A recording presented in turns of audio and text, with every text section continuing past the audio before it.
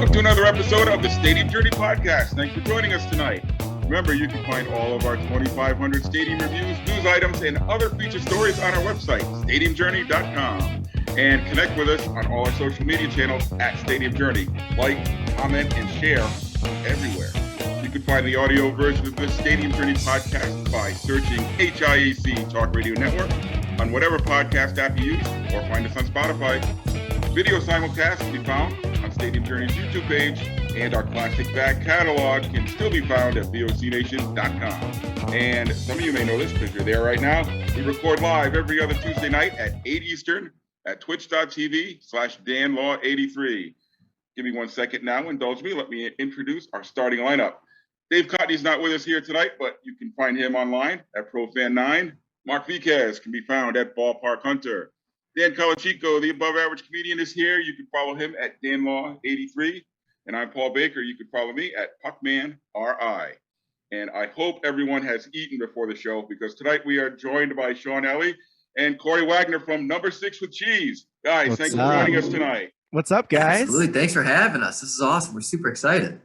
All right. So I guess a good place to start is, why don't you tell our listeners what Number 6 with Cheese is? All right, Sean, you want to tackle that bad boy? I would love to. Absolutely. So yeah, Corey and myself have a comedy food review channel that we've been doing for 5 years called Number 6 with Cheese. We have episodes that go live every weekday on YouTube and Facebook.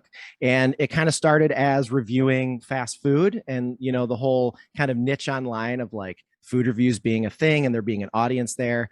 And we pretty much looked at that and said, I think we can do it better. We can make it funny. We can kind of like use our own personalities and just do it in a more fun way. And it started doing fast food reviews. And now 5 years later, we're like tackling all the best restaurants in Chicago and doing, helping people like when they come to town of like where they should go. We do craft beer.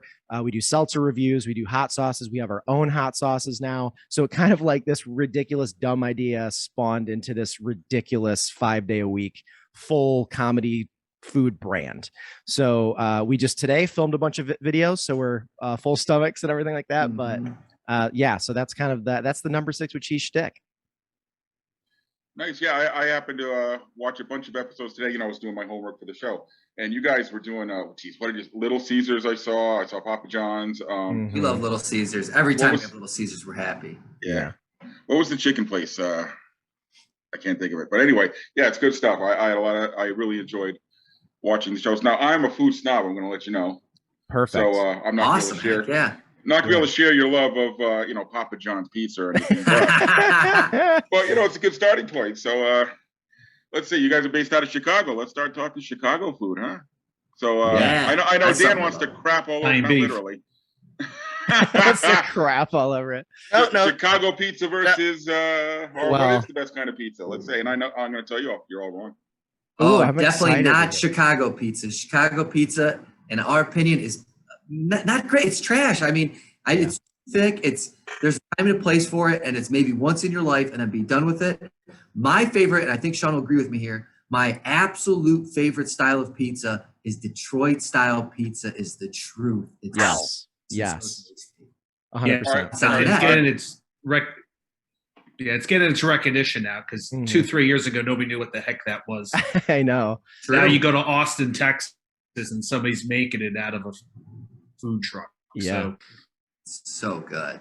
Yeah. What is Detroit pizza? I don't even know what it is. So it's really? Somewhere halfway between. She's very much thinner than Chicago, but more like thicker than your average pizza by maybe 2 inches thick, I'd say. And it's just really crispy, buttery crust.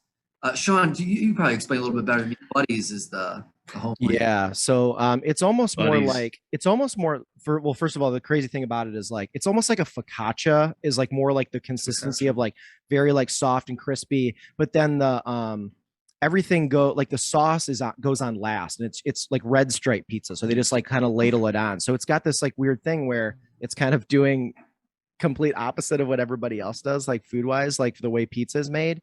But it's just like Buddy's Pizza in Chicago is huge. And I grew up on that because I'm from Detroit. So like I got to take Corey there a few years ago for the first time ever. Like the very first Buddy's, the one like down in Detroit, the guy that was working there has been there for 40 years. He showed us around. It was like one of those really cool experiences. And Corey's like we literally captured there's an episode about it, and watching Corey's face like light up and instantly go, this is the best pizza there is. It was awesome. So that's definitely and he's now a huge Detroit sports fan too, but Detroit pizza guy. So now we like seek them out in Chicago because there's a bunch of places here that have really good Detroit style. My favorite pizza in Chicago is the Detroit style pizza. Yeah. Also, I want to point this out too, which is crazy because we're not from here. So we like are the anti-Chicago. We love Chicago, but we don't love Chicago food, and we don't give a shit about Chicago sports. Other than I have obviously a personal thing with the Sox, but like other than that, we're like still the Detroit guys in Chicago kind of thing. Like, and so we have that on weird the pizza train, real quick. If anybody is listening and wants to try Detroit style pizza, the like largest national chain, Jets Pizza. If you have Jets Pizza around, Detroit style pizza's good. Yeah, I love me some Jets Pizza. Yeah. We have those in, it's funny. I was talking to somebody at a baseball game last week, and I said, Detroit pizza. The guy said, what the heck is Detroit pizza? Yeah. And then you explain it, and they're like, oh, I have to try that. And then you bring up Jets. Oh, that's what it is. So, right. Yeah. I'm a pizza snob from New Jersey, but yeah, Detroit might be one of my top regional pizzas that I would get, maybe with New Haven style, and Quad City style as well. So yeah, I'm up there with you guys. What the heck is Quad City style? Oh, it's made with a different type of yeast, and it's cut with a giant pair of scissors into strips, and they load it up with crumbled sausage, and it has a unique taste. It's not super popular outside of the area, but I do believe there's a shop in Chicago that sells it. Oh, I'm gonna bookmark this for us. I'm gonna find it. You might have just figured out our next Quad episode. City style pizza. Yeah. Is it called Roots? Is it called Roots? Taco pizza too. Because there's a place in Chicago called Roots, and that popped up right away. And that's a place that's like big here that I don't think we've actually done. So that's we're just getting all these recommendations. Roots handmade pizza. This is great. Yeah. It looks very good. Yeah, that's what it is. Oh, awesome. Yeah, I've like I said, the way they cut it tastes. It doesn't taste that much different than some of the pizzas I had, but it's a style. Isn't it so funny how places really like stick to like how to cut a pizza? Because I'm looking at this and it almost looks like breadstick, like that's like the shape. Isn't that so funny? Because Chicago's obsessed with the tavern style thing, which we shit on all the time. I think it's hilarious that that's a thing. Like cut it into squares. But like, isn't that funny how shape is such a big thing? Like where stuff's from. Like that's such a thing. Yeah, I guess that's like the New York pizza where you gotta fold it and which is great. Yeah, you would never cut it into squares, but right. I like it. It's easier to share. It's easier to share. My mom, who was a pizza snob too, when she came out here, we got pizza from somewhere.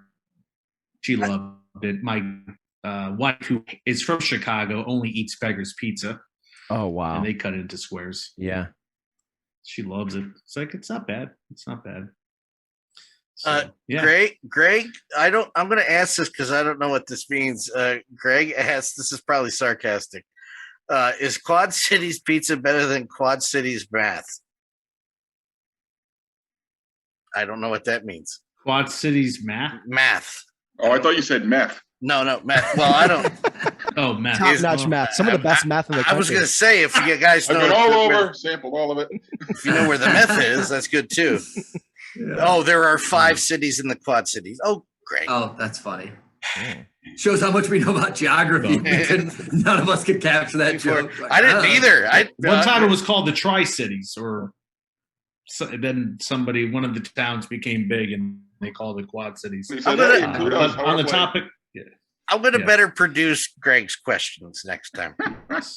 So on the topic of Chicago food, we talk about the pizza. We could talk about Italian beef. What's the one kind of secret regional food that you would recommend people getting if they visit Chi-Town? Mine, I think Chicago. I think it's all about. It's more the like burgers. I honestly think Chicago has the best burgers in the country. I think it's very like not talked about. Like people always talk about Oshaval and like places like that, but not talked about. Recently, they've had #1 ranked burger in the nation. Like, but as a city, it is a little bit talked. Yes, that's true. I think like top to bottom, like our top like 10 list of burgers in Chicago could go up against anybody. Like I think the like that thing of, you know, it's like a nice sit down bar pub like burger is so like sacred here, and I like love that. So I always think like that style food, like almost like upscale pub food, is like really big here. But then you also have places like Red Hot Ranch that it's like $5 for the burger, and It's a lot of literally people all say, over the spectrum. and people say it's like better than In-N-Out. So you have like that argument too. So I think people sleep on Chicago's like burger scene. Yeah, I totally agree. Red Hot Ranch. Okay. Red Hot Ranch is Red Hot Ranch. Truth. Yeah. Oh, it's probably my favorite burger in the city. It's so good. It's a smash burger. They just do it right. I don't know what it is that gets the flavor out. There's so many great places here though. And it's the cheapest out of all the great spots. Because there's some other great ones like the Loyalist. I think that had won national like #1 burger in the nation a few years back. But that's like you got to go on a Tuesday to get it under $20. It's like a crazy Jesus. Yeah, It's and upscale. they really upscale like the ingredients too. We got to go in there and watch the one of the main chef guys make it, and it's pretty unbelievable the amount of like expensive items that they put into it to make it. Yeah. It does taste heavenly. And other than Red Hot Ranch, it's maybe my favorite burger to see. But it's unbelievable the amount of burgers this place has. Yeah, I mean, getting on that whole smash burger, that's sort of a Midwest regional concept that is kind of getting to be widely known as well. So that's good to see. Growing. Way to do it. It's so tasty. Yeah. See, I've only been Best to Italian Chicago. beef in Chicago. Italian beef. Let's go to. Go ahead. All right, I've only been to Chicago like 3 times, so when I go there, I got to grab an Italian beef. So, am I going to the right place? I always go to Al's. Okay, I to the don't right think place? any of the Italian beefs are very good. They're made with like crappy. The meat so trash. I've had them from a handful of places, and it was born from like factory workers. If I know correctly, I might be completely wrong. This might be complete misinformation, but I think it's born from like factory workers having to like use cheap meat, and they try to find a way to make it good with like this gravy and stuff, and it just doesn't. I have yet to have one good. In the city, I've heard that Johnny's Beef is the place to get it from. It's a little bit of a drive for us, maybe like 35 minutes. It's like a shade outside the city to the west end of it. So I haven't had that yet. But every other place we probably had 5 or 6 of like the well-known places in Chicago. None of them have been that good for me, other than Mr. Beef. Mr. Beef is great. Yes, Mr. Beef's. Yeah. That's Jay Leno's spot. Yeah. I'm a Letterman guy, but he did pick the right Italian beef spot. Yeah, I think Mr. Beef, I agree with Corey, other than the fact that I think Mr. Beef is like, that's where I tell people if they want to get one, I always tell them to avoid Al's, because it seems like it got too big and it's too like mainstream now, where Mr. Beef has always been a one shop place right on North Orleans, right downtown, like in River North. So it's like, it's been there forever. And they were actually just there's a show now on like Discovery that the CEO of Raising Cane's like did a bunch of like almost like restaurant recovery for places that were like going to go under during COVID. And that was like one of their episodes, and they like saved that place and did a bunch of like rebranding for them and stuff. It's beautiful now. But it's still, all the food's all the same. So I always tell people, if you're coming to Chicago, get a Mr. Beef. But like Corey said, we're really excited to like review Johnny's, because that's supposed to be like the truth. I went there for Memorial Day weekend, and we had looked it up, and it was supposed to be open. And I just happened to be out that side of the city anyways. We were going to some park or something like that. Way back, we're like, let's stop at Johnny's. We get there, it's closed, which whatever, it's fine. We'll get back out there. But this guy is standing next to me with the saddest puppy dog look on his face. And I'm like, you mad? The place is closed. He goes, I just drove here from Iowa. Just for Johnny's Beef. And it was closed. I was like, this place must be great then. I need to get back here. I could tell you this. One of our writers on our website, Eric Haas, that's what he has, swears by Johnny's Beef. Whenever I'm up in Chicago and I post a picture of an Italian beef, he's like, that's not Johnny's.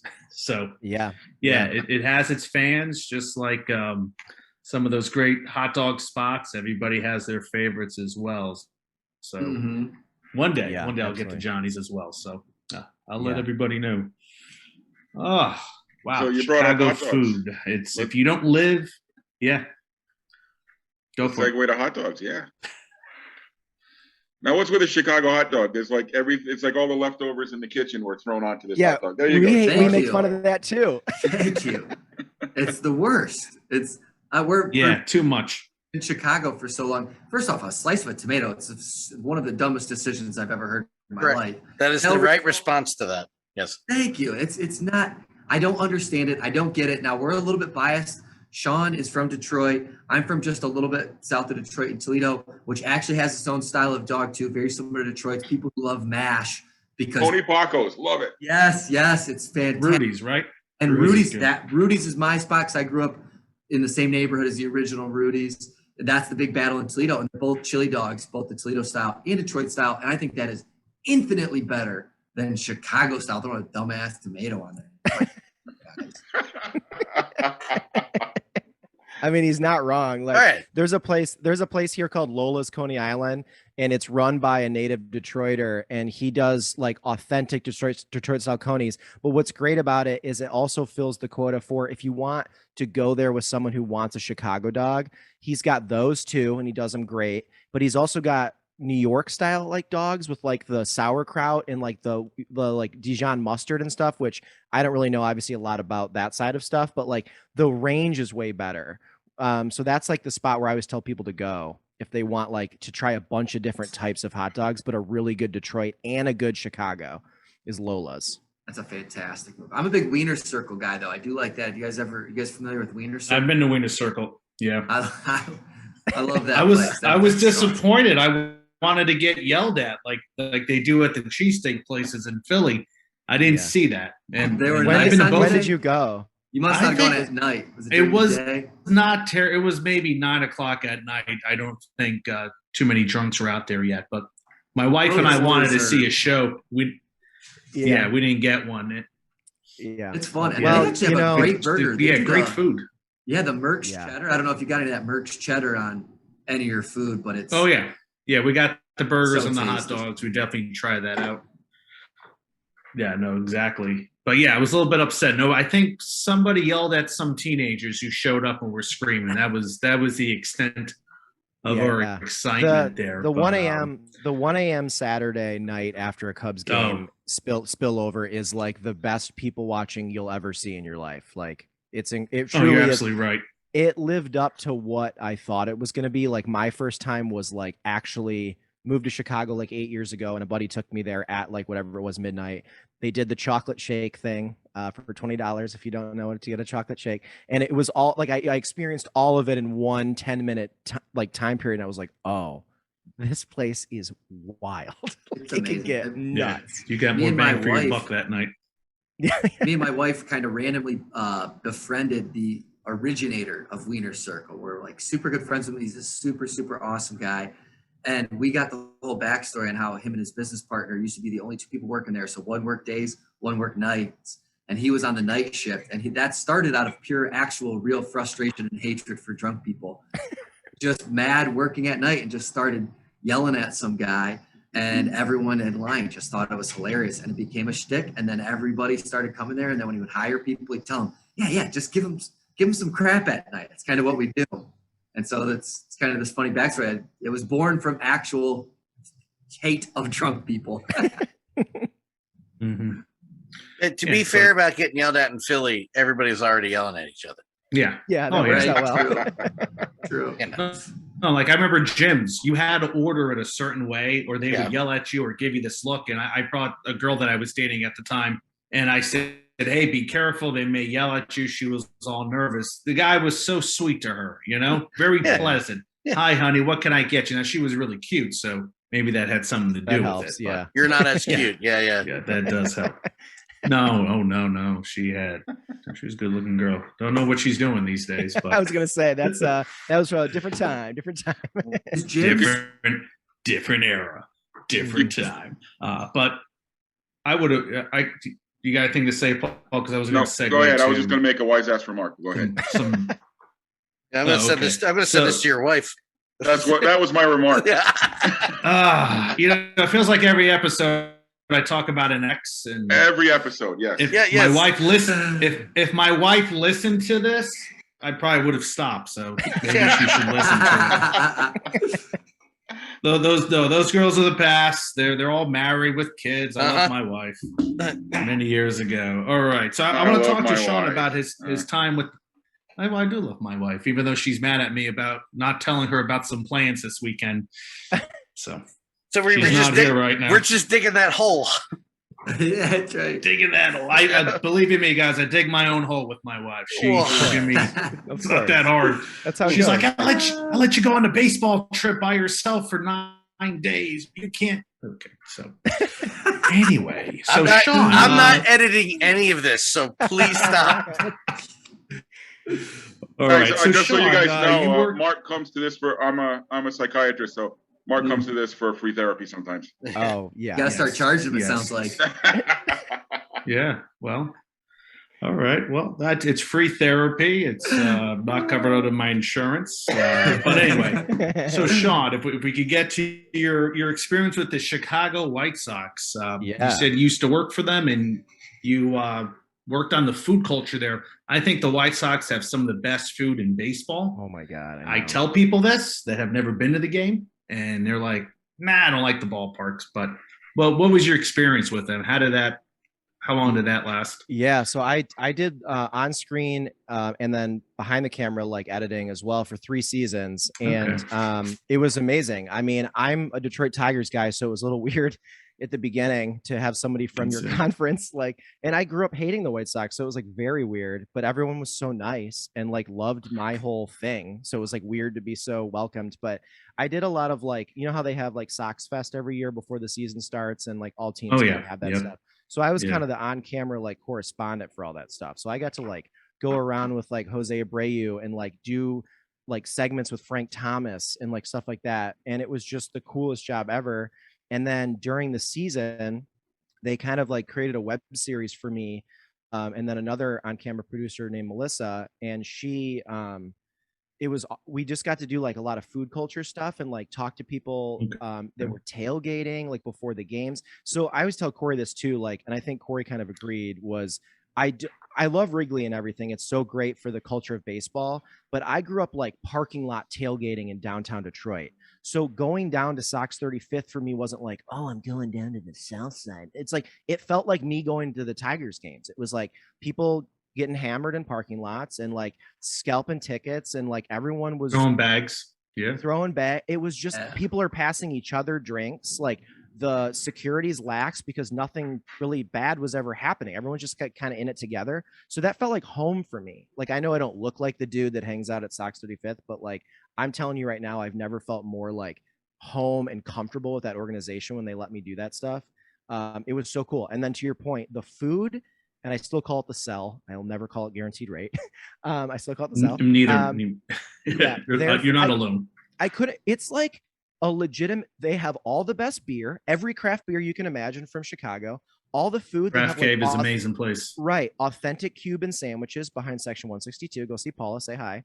Like stuff like that. It was like I felt like this weird in touch culture with like food in Chicago, and this is way before Corey and I were filming together. So like I got this really cool introduction into like Chicago food. And then, you know, like they really tapped into players, like where they're from and what their foods were. And they'd have like foods based on that, you know what I mean? It was just really, really cool.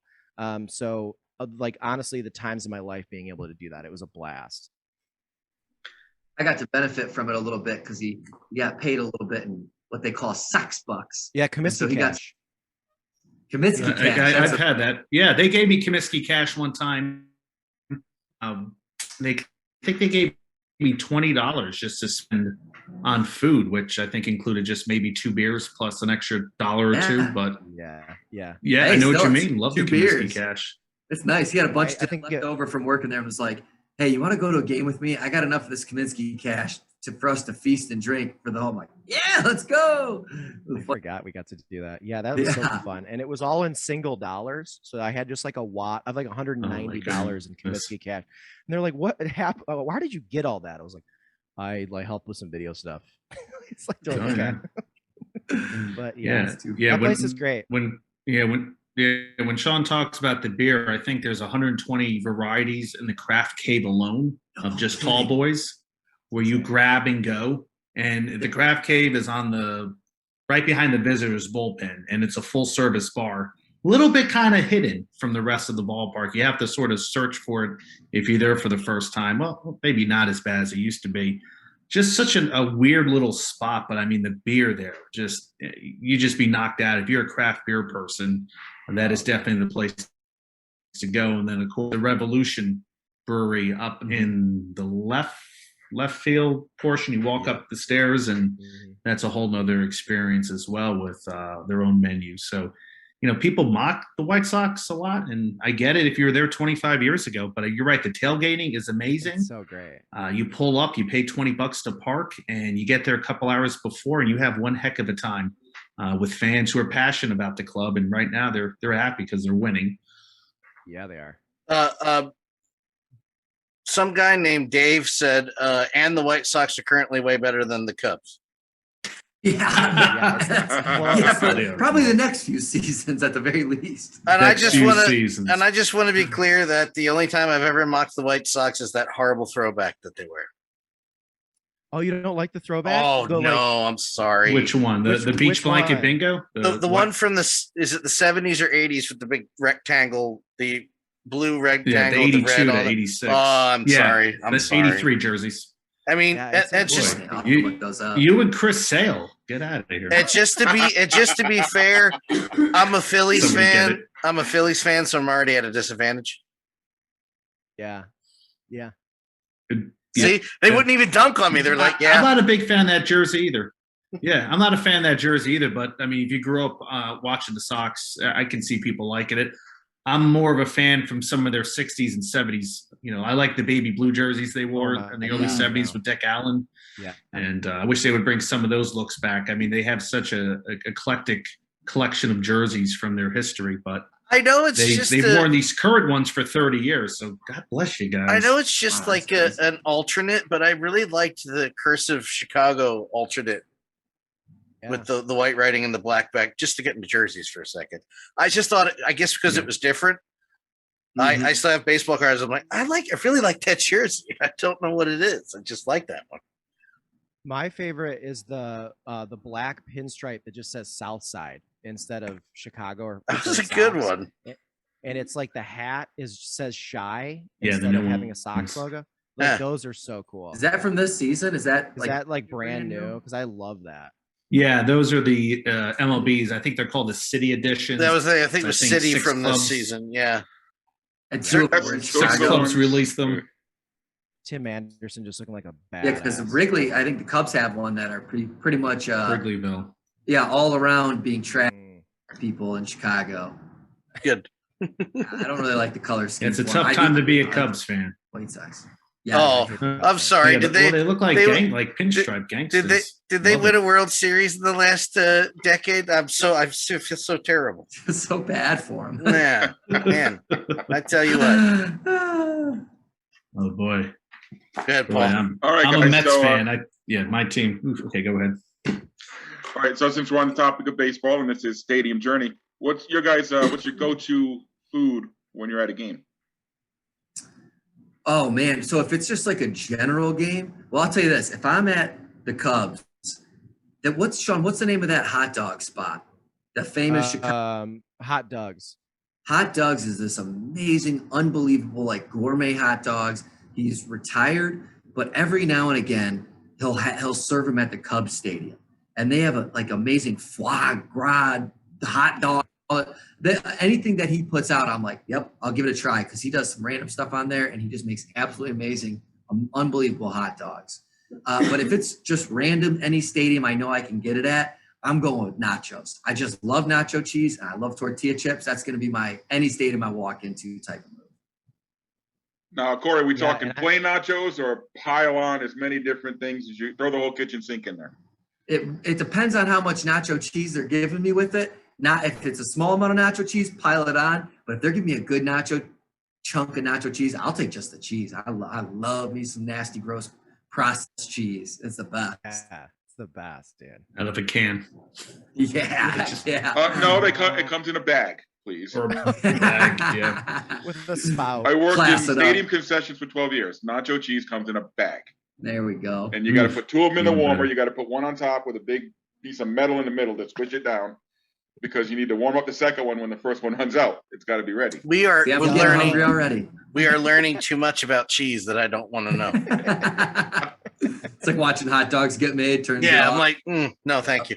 Don't look behind the curtain. But to be fair, when I was in high school, I did work for Taco Bell for a time, and people said, "Well, once you work there, you'll never eat them again," and that never happened. So yeah. That's the right move. Sean, I'm excited to hear videos- what your favorite. Oh yeah. food is. So I have, this is going to sound, you know how like there's so much superstition in baseball with like when you're actually a good athlete and you play.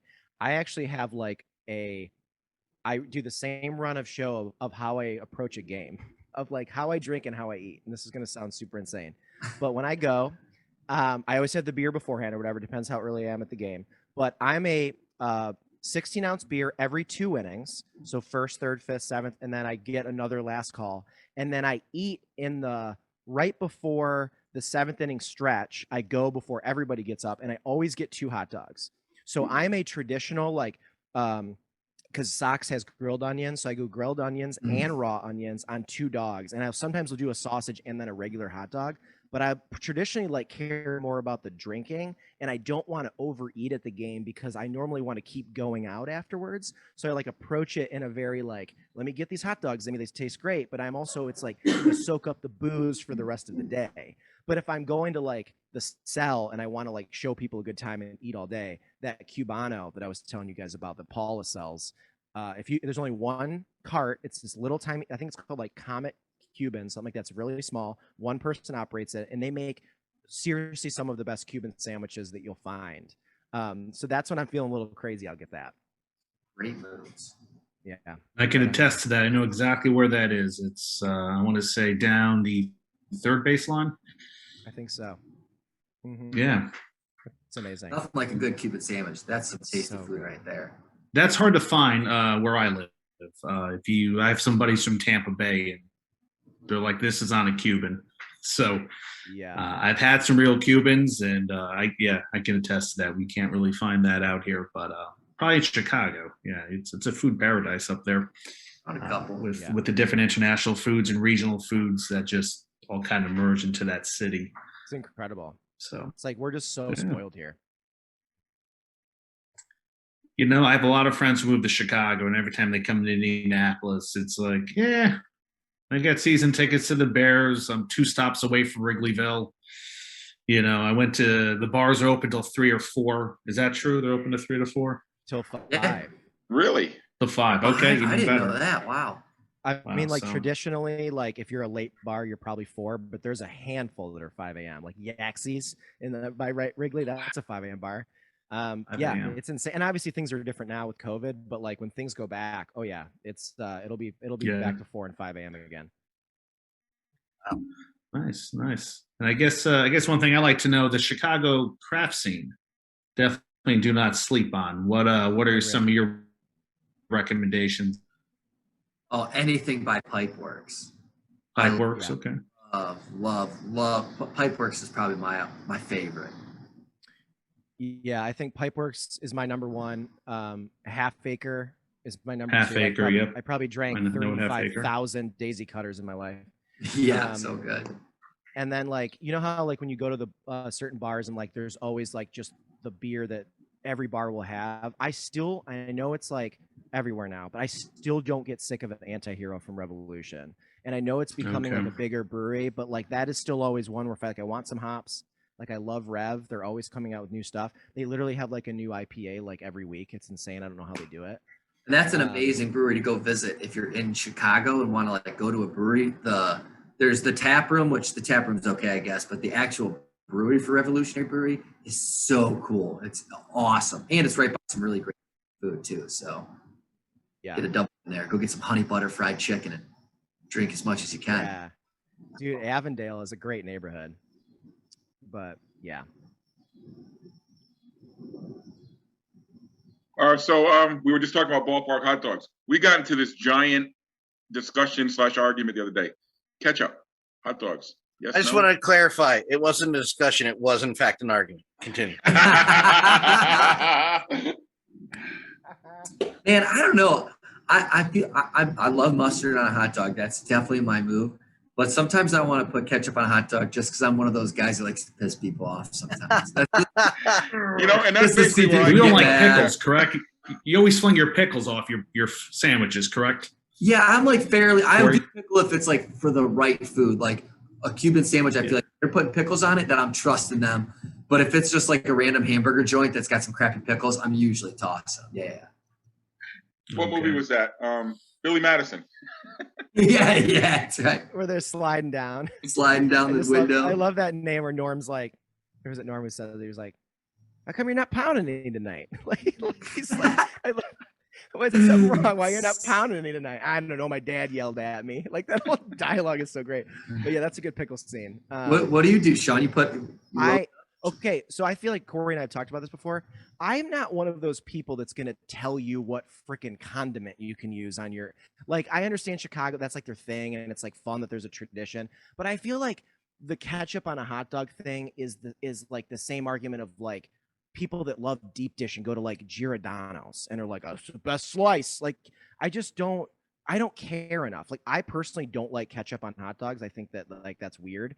But I also am never going to be the guy that's sitting next to you going, loser, dude. Yeah, right. You know what I mean? Like, I mean, you could put mayonnaise on it, man. I don't care. Oh, my dad used to do that. I like that he said that because it like you say that a lot. You don't care.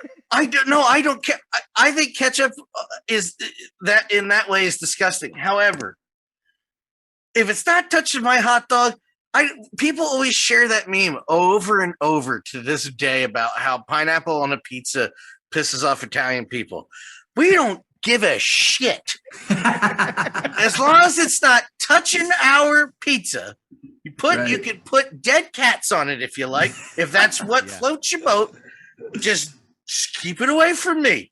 I just never. It's like people. The food thing. I always made that. I made that argument recently a couple years ago about the jersey rules and the food rules and who the hell made up these rules that I'm completely not going to ever follow. Like, if I want to wear a jersey of a player that was never on the team or is on the team, or of a jersey that I have at the arena that's not of the team playing because that's the jersey I have, too bad. If I'm going to put, I have one rule though: don't put ketchup on a cheesesteak. That's a rule you're not allowed to break. Oh God, yes. That just made my stomach turn. Yeah, that's fighting. Tomato sauce.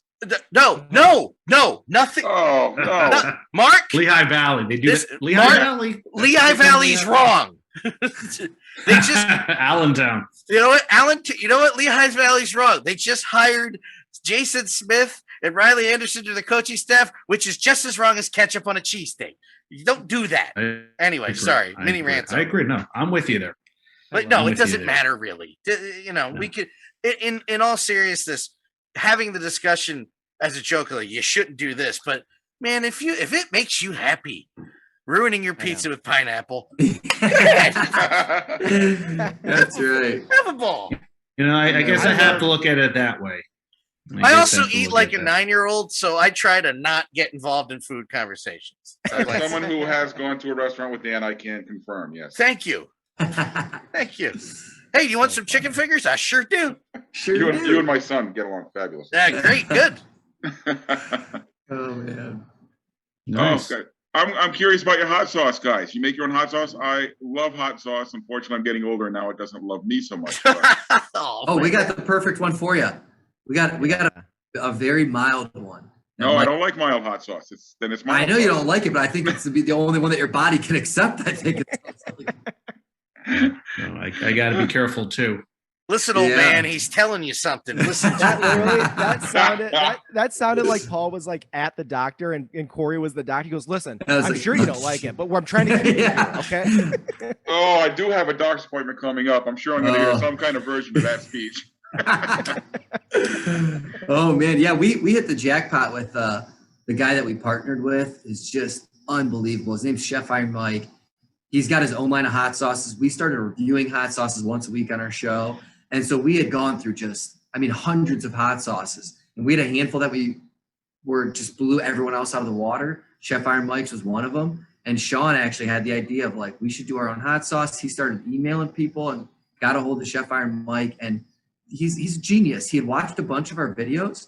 And when we told him we wanted to work with him, he instantly called and knew both of our flavor profiles. He started naming off all the things that I like that I didn't even like consciously realize I liked. and knew exactly the type of hot sauce to make for us. Sent us a test batch, and it was unbelievable and amazing. And we really hit the jackpot with just getting to work with him. It's so tasty. And now we have a second one. We have a hotter one because our first one we did mild so that it could go out to our entire audience. We wanted to, have it be for like the broader audience, and it was well received. And we were able to make a second one. Now we got a good old spicy one there. Yeah, Sean's got it up there on the can. It's beautiful too. That's Sean designed too. That looks awesome. Yeah, I've got my father-in-law, I think, is actually trying to kill me through hot sauces because whenever they travel anywhere, he'll always bring me back a hot sauce. But I had to cut him off because the last couple of times he went out, he came back one with a little skull dangling from it. And I tried it once on some eggs, and I was like, forget it. That was it, man. And then the last one he sent me was called Ass in a Bucket. We've had that. Yep. And those don't even have any good flavor. The ones that they're only trying to be spicy, we don't like. We like to go that line to like where it's just spicy enough that I can handle it, but it's still full of like a delicious flavor. There you go. Yeah, absolutely. I agree with you 100% on that. So we'll let you pimp out your website so you can maybe sell some hot sauce at the end of the show. Yeah. Great. Got to pay these bills, Paul. You know what I'm saying? I understand. Yes. Yeah. Mm-hmm. So your next video, when is that you say you do videos every single day, obviously. What are you guys going to be talking about in the future that we tomorrow we got a great one tomorrow. Well, this video is probably not, the podcast won't be out, I'm assuming, before tomorrow. It'll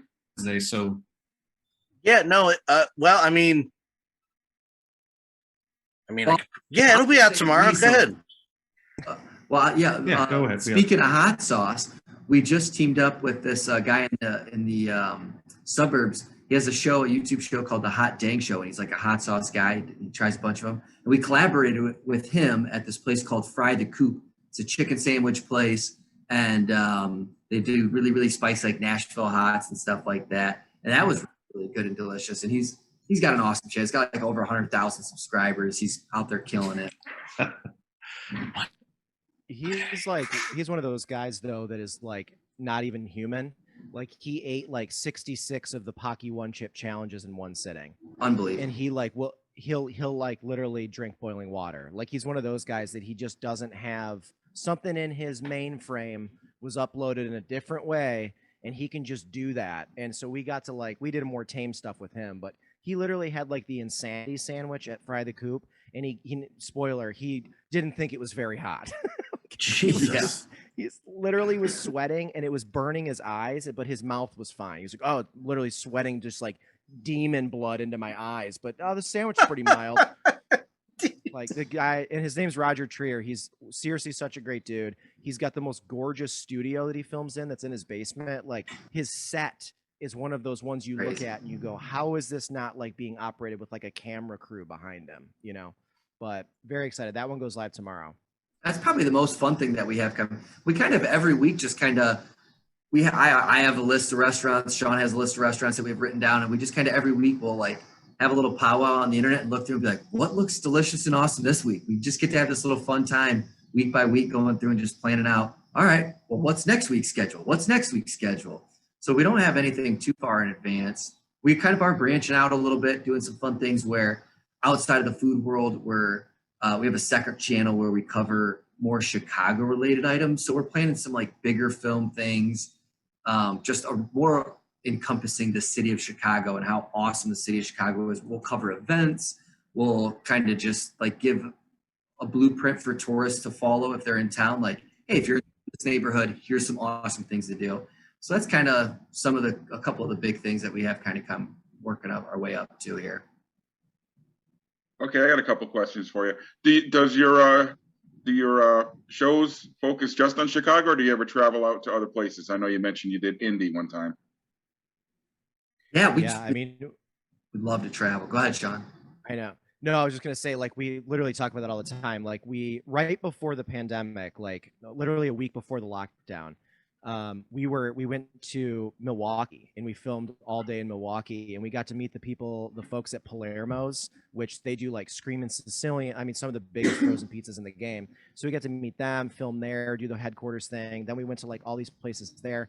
And then this happened, and it kind of, I mean, it obviously like completely stopped our travel, but that was going to be like a big shift for last year. It was going to be going to like Minneapolis and then doing like Iowa City and like trying to hit a lot of the like the mid-tier cities in the Midwest, because like we found our audience, like we Nice. get a great audience from that. Like when we go to like Toledo was a big one for us, like not just because Corey's from there, but because the audience like loved that type of content. And we got to like guest judge a pizza palooza because of that. So we like got all these really fun opportunities. So like to answer your question, like we definitely want to do more of that. And we're comedians too. Like we wrote a comedy show together, and we get to do stuff like that. So like wherever we go, there's always these opportunities for more than just like food review stuff. We're trying to like, when we travel, we can kind of hit all the stuff on our arsenal that we want to do, you know? So I can't wait to get back to traveling again.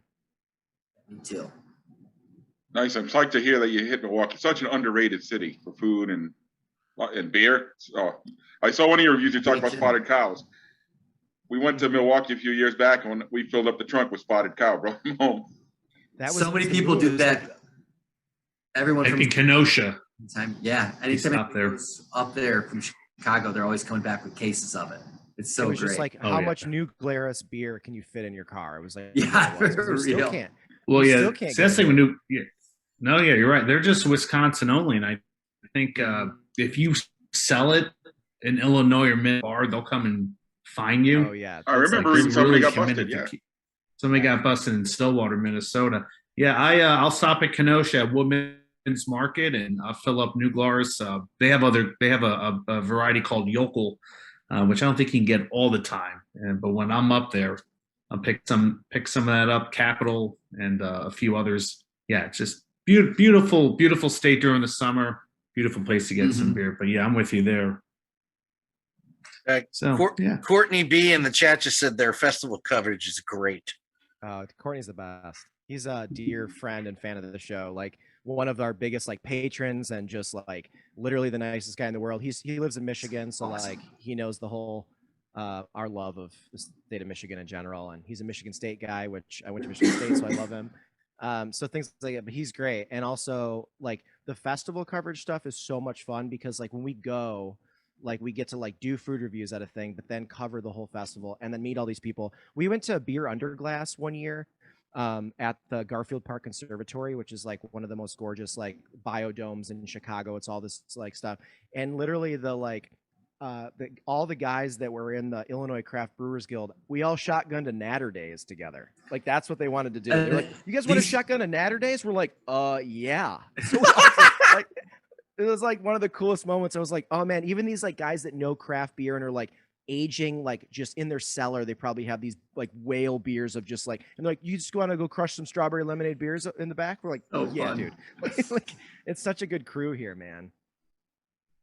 All right, guys. So I could keep talking about food all night long, but I don't want to keep you all night. So I want to wrap up, and you can answer this question if you want to. If you're not comfortable, I don't want you to throw anybody under the bus.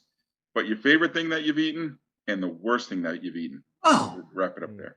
You couldn't have picked a better day. I think I just ate the worst food item of my life. Listen, and for Courtney, if he sounds like he's listening, he's getting a little sneak peek because this video doesn't come out until next, I think, Wednesday. But God, we had this pizza down the street called Pizzeria Flora, and I only feel comfortable saying this because I don't think they're going to have any chance of being in business much longer, because it was the best pizza I've ever had in my entire life. I've never not continued to eat pizza. I had to stop and only eat the toppings and cheese and just leave the crust and sauce. It was so freaking horrible. It was so bad. The pizza box, like it was like a graveyard. Like Corey's like normally so like, eating in the car for so many like years, like you get so good at like managing space. He looked like a toddler. He like, like kids just leave like the bottom part of the pizza. He ate all of his pieces, but he was just like literally taking the cheese and the sausage and eating it. It was so you had soup. Basically. It was literally, yeah, basically. We described it. My high school cafeteria made better pizza than this place in this beautiful building. Like, you know what I mean? Like they open, I feel so bad because it's like they're trying clearly. Oh, Not hard enough. Sometimes you got to. You know what? If you're not making good pizza, you're not trying enough. Right? Somebody's lying to them, you know, like somebody's going like, yeah, it was good. Sell this. Like someone's saying yes Yeah. somewhere. That's pretty bad. And then the other one we really hated was sushi burrito years ago. We always like talking about that. It was a burrito made of sushi. That doesn't sound good at all. So your one bite is all carrots. But for the positive end, for favorite, you know, and this is why speaking of traveling and one of my favorite foods, we got to make a trip out to where Dan the Man is and go get some Philly cheesesteaks. My favorite place to eat in this city is a local Philly guy who's transplanted to here in Chicago. It's called Philly's Best. I'd love for you to have an opportunity to try it if you're ever in Chicago, because I'm always curious how much or how well it stands to the actual Philly cheesesteaks. Be writing this down because I do have a friend that moved to Chicago during the pandemic, and I'd like to visit them, and now I have somewhere to go.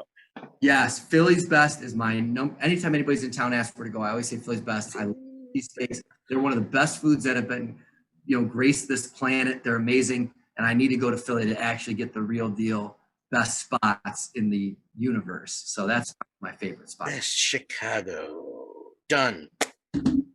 I know. That's a great note. I'll be hitting you guys up if I make it out there. Yeah, definitely do. You can come be in a guest episode of the show. We love doing that'd be guest so episodes. fun. You know, it's gonna. I'm just gonna warn you now. It's gonna be a pork roll episode. Let's do it. Let's do it. I'm in. All right. That'd Okay. be cool. All right. Sweet. You snuck pork roll in again, Dan. Oh, yeah, I did. We had to. I snuck it. I did sneak it in again. It was better than how I was trying to find a way to weave it in, and I was like, "There you go, naturally." Just gotta wait for the right moment. Yeah. Sean, what's your favorite spot? So just to circle back on like how I was saying that Chicago's a great burger city. The burger that I've been telling everybody to go get that I had again, Corey, that it was even better than the first time. So there's a place up north, I think, in Andersonville called Little Bad Wolf. And they own another place a little further south called Gretel, like Hansel and Gretel. And they make, I think, Little Bad Wolf and Gretel, I think that company is making the best burgers top to bottom in Chicago. Like there's not a dud on the menu. And we've had a fan that said their chicken sandwich is just as good as their burger. So I'm saying if you're trying to go to a place that's like small, local, and very Chicago, either go to Little Bad Wolf or Gretel. It's the same company, and their burgers are out of this world. It's excellent choice. So good. So that's my recommendation. That's my favorite thing like we've had in a while. Excellent. Okay. Well, all right, guys. Geez, thanks for showing me that I've been doing Chicago wrong all these years. Yeah. How did it feel to know that you've been going to the wrong place entirely? I feel shame. One place I feel like we have to mention just for White Sox folks. What's the breaded steak sandwich? Just in case they don't know. Rico Benny's. Okay, I'm glad you guys know. I would have been bad if we would have left this conversation without you. That's a good point. Rico Benny's. That's a heavenly meal. In Bridgeport. Yeah. Rico and I think you can also get a Chicago pizza by the slice there, if I recall. That's right. It's like a counter service spot. Yeah. That place was so good. And then Freddy's is near there too. So like if for some reason Rico Benny's is really crowded, which it would be, that and Freddy's, like the breaded steak sandwich is also something that I feel like is like a weird thing in Chicago that certain places do really well. It is. So who doesn't want just like homemade marinara sauce like I'm like steak bread? It's just so good. Like it's great. It's incredible. Yeah, and also the gym shoe sandwich. Are you familiar with that? Southside. Enlighten me. You can get that. They take gyro beef. They take the gyro, pastrami, and Italian beef, and they chop it up on a grill. Put it on a hoagie bun or a sub. Put cheese on it, lettuce, tomato, white sauce. Yeah. And you can get it it's on the south side of Chicago, like Stony Creek Subs is one place. That's what I'm I think saying, that's the name of the place. Yep. It looks so good. I'm looking at it. Looking it up right now. We're gonna have it's huge. Like, literally it's like $9. You get that with like Wildwood soda, French fries with mild sauce on it. Oh my God. I mean, it's You just more made bang our for your channel buck better. there. Coming soon. I hope so. 100%. Yeah, the gym shoe sandwich. Yeah, that's one of the most unheard of Chicago dish, Chicago sandwich, which I don't think you get on the north side. That's how regional it is. But maybe 10 years from now it becomes popular, kind of like Detroit pizza has become popular across the the word country. of it. We got to put it on the show and start spreading the gospel. Preach it, brother. Yeah. We'll bring it up. Usually you buy at a place. You buy at a place that has the bulletproof glass, Right? And you pay. Yeah. And just like Chicago rib tip, Chicago barbecue, something else that is unheard of outside of the area. You know, rib tips over fries with some toast. Yeah. Oh, that was like every Little Caesars in my neighborhood growing up all had like the glass in front of everybody. Yeah. And when I remember when I moved for the first time, I was like, why don't they have and I like caught myself like, oh right, like that's just where I'm from. Like that was it. It was like that was so Corey and I, we like when there was like a drive-through Little Caesars, I was like, oh, it's like I'm back home, dude. You can get your pizza in a drive-through. So that's great. I'm literally bookmarking some of these spots, like 71st and Stony Island. Man, this is great. Okay. Yeah. Well, we're definitely gonna have to do this. Stony Island. Yeah. Yeah. You come on the Stadium Journey park your podcast. car out there. Yeah, this is perfect. And you'll learn stuff. Oh my God. Nice. Oh yeah. There's some great. All right, guys. people I'm glad I could help you guys out. So before we let you go, I want to give you some time to promote your channel, your videos, your hot sauce. Go for it. The works. The floor is yours. You have the most beautiful voice. Why don't you take this? Oh, thank you so much. Guys, thank you so much for listening. This is yeah, so we put new videos up 6 a.m. Eastern every single weekday. So if you want to check out our stuff, make it a part of your daily life, just number 6 with cheese, youtube.com/number 6 with cheese. If you're into URLs, some people are. And then on our website, number6withcheese.com, all written out, we have both of our hot sauces. You can sign up for a subscription service, so you save 25% and you get it because like I'll go through it every month. So that's like that. And then we have all of our merch and everything like that. Yeah, and then the Corey and Sean vlog, we always like to promote that because that's like kind of more of our personalities in and around the city. So yeah, check out the web series, check out the vlog, buy the hot sauce. It helps so much. We're a small business in Chicago. We're an LLC, baby. We're real. So and guys, thank you so much for letting us do this. This was seriously this was amazing. So much fun. Definitely let us know if you guys ever are swinging through Chicago. Yeah. Just I'm looking That's where through the mother-in-law lives. I was looking through their website, Philly's Best, and I'm like, oh, tasty cake and Amorosa roll. Well, I'm sold. Oh, you're right, because they have them on there of like we're using the real stuff. Yeah, the real stuff. Cake, they make a point. What I love about the menus, they make a point to advertise the Amorosa rolls once, and then when it gets to the original Philly cheesesteak, it says made with Amorosa rolls. I'm like, yes, keep talking. I'm listening. Yes. Oh my there's God, Corey, tasty cake too. Okay. our videos are on the homepage of their website. We look like we're part owners or something. We're like big thumbnail on the front. All right, well, if you go there, maybe we'll get a cut of that. You know? Okay. Well, it's gonna have to happen now. Well, you guys get the front page of their website. Stadium Journey gets advertised in the bathroom of First Energy Stadium in Reading, Pennsylvania. There we go. Hey, that's awesome though. We're not doing something right, I guess. Oh, we're actually in the bathroom there? Yeah, in the bathroom at First Energy Stadium. It says urinal space? Yeah, you get while you're doing your thing. Wow. Oh yeah, that's seen a lot of eyes. Ranked #1 minor league ballpark in Pennsylvania by Stadium Journey. There it is, right there. I wanted to take a picture last time I went, but then I took my camera out and I realized I was in the men's room. I was like, no. Oh, that's Bobby, there's a strange guy there taking pictures. Oh my God. Funny. All right, guys, this was a ton of fun. Thanks for coming on. Oh, absolutely. Thank you so much for having us.